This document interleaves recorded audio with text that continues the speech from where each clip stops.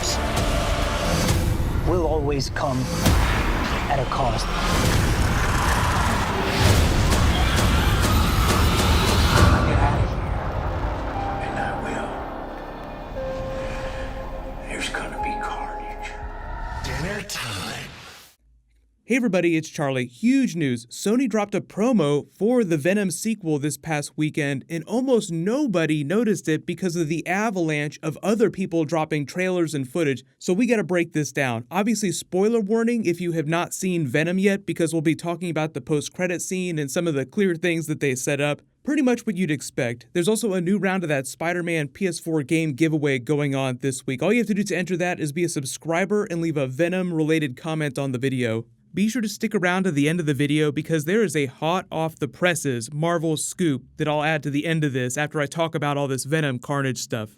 So this past weekend, the post-credit scene confirmed what everybody believed going into the movie. If you can't directly do Spider-Man in a Venom movie, the next best option is to do Carnage. So going into the movie, a lot of us just expected that they would somehow tee up some sequel and show Carnage in some way, and sure enough, that's what they did with the post-credit scene. I've already done a video about the two post-credit scenes. Make sure you stay through the end credits too for the Spider-Verse tee-up. While it's for the animated movie, there is a lot of interesting discussion happening around the way Sony tees up that what effectively is an ad for their movie coming out in December. Please buy tickets for our movie with Spider-Man related stuff happening. The special promo that Sony dropped this past weekend is basically the full backstory of Carnage that they've already established within the world of this Venomverse, whatever you want to call the world of Venom. I used to refer to it as Sony's Spider-Verse, but Tom Hardy more recently in interviews has been calling it the Venomverse, which I think is probably more accurate because even though there are other Spider-Man spin-off characters that will appear in this Sony Spider-Verse eventually,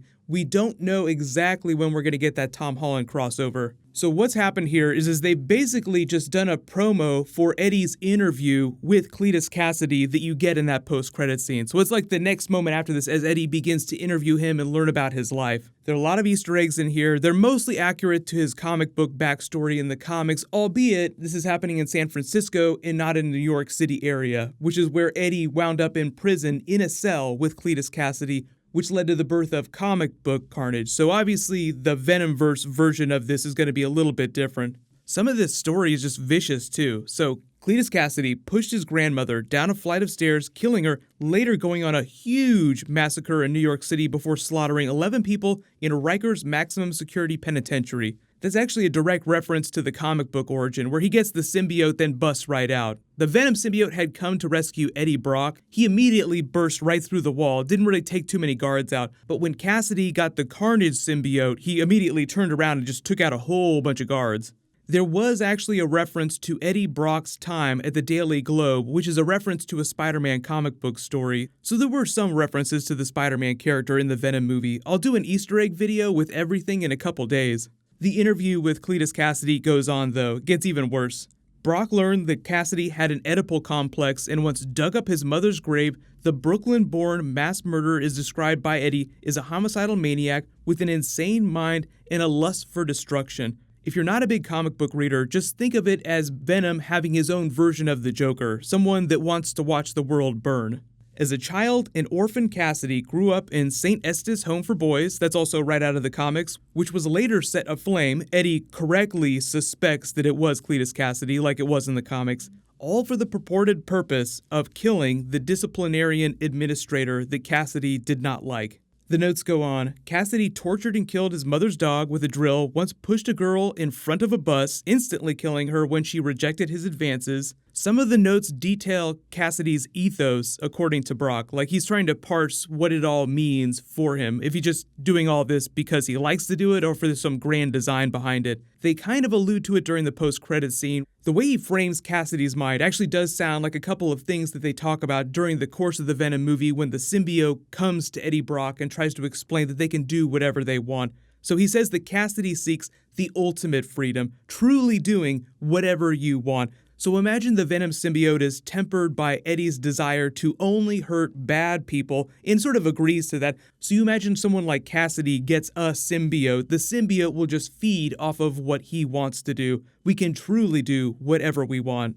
Let me know, though, if you were at New York Comic Con and you spotted this, because this isn't something that they posted online. This is something that people found walking around on the Comic Con floor, but it lets you know that they already thought out his backstory and how he's going to fit into the universe before they hired Woody Harrelson to play the character in that post-credit scene. Whatever you thought of the way they treated Spider-Man comic book canon in the Venom original origin story during the movie, I think this sequel promo just lets us know that they intend to be as authentic as possible to the comic book origin story of Carnage. Obviously, they're in San Francisco now, not in New York City, so there'll be a couple minor changes. But just remember, I know we're all thinking that Maximum Carnage might be the title of the sequel and serve as the basis for the story. There were actually a number of Carnage versus Venom fights in Spider-Man fights that happened before they did the Maximum Carnage comic book arc. Because there is a version of that story that Sony could do that would be sort of their version of Infinity War that they build up towards, where it just goes really crazy. Or they could do one of their earlier encounters and just call it Maximum Carnage. I think they're just going to go for maximum appeal. So gauge your expectations accordingly.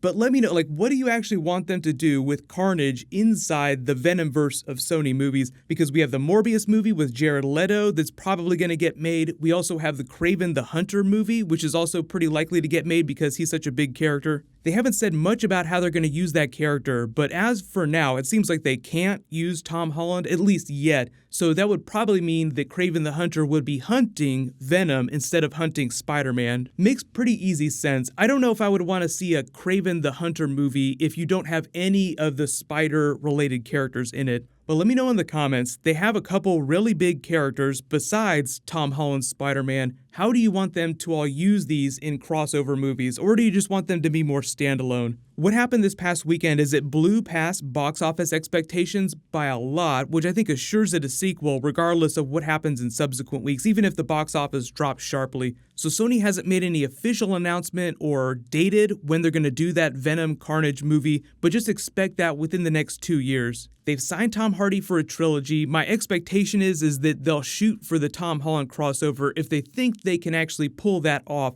for that third film. Just because we have the Spider-Man Far From Home movie coming out next year, there will inevitably be a third film that Sony will do with Marvel, meaning that Tom Holland will probably be tied up with MCU goings-on for the next several years. Beyond that, I think it's a little hard to predict.